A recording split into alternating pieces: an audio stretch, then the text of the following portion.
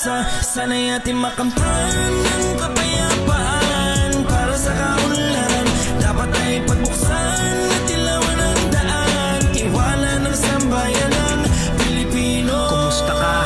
Mukhang hindi mabuti ang masaganang ani. Bakit ngayon ay butil? Bakit ganto Pilipinas? Pilit ka nilang Pilipinas. Dami na piniling lumikas, halos napipit umiwas. Ating natutuhayan, mga nasa taas ay nagbabangayan. Nililihis mga talakayan, mga hugas kamay, teka tama ba yan? Papakasakit ang mamamayan, balutot at katwiran at patakaran. Sawan ako sa gantong kalakaran, boses na lang ang pamamaraan. Di karapatan, hindi para sa personal na interes. Kung walang tinatago, bakit kami maiinis? Kasi imbes masumpungan na ng bansa ang katarungan, ang mga naiiwan sa atin ay katanungan. Kung walang tinatago, hindi dapat itago. Ang paglilitis ay dapat hayag sa mga tao. Taong bayan ang dapat nilang higit na iniisip. Bakit ang taong bayan ang maraming iniisip? Kayong nasa taas, kami nasa baba. Mas malawak ang tanaw kung nagpapakumbaba. Sa inyo po namin pinagkatiwala ang pag-asa. Kamtansa na namin ang gusto naming matamasa. Kaunlaran ang tinig ng nagkakaisang bansa.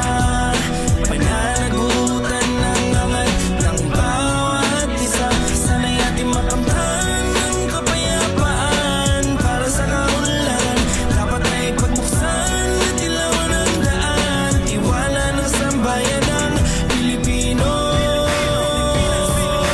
Kaya natin to, Pilipino.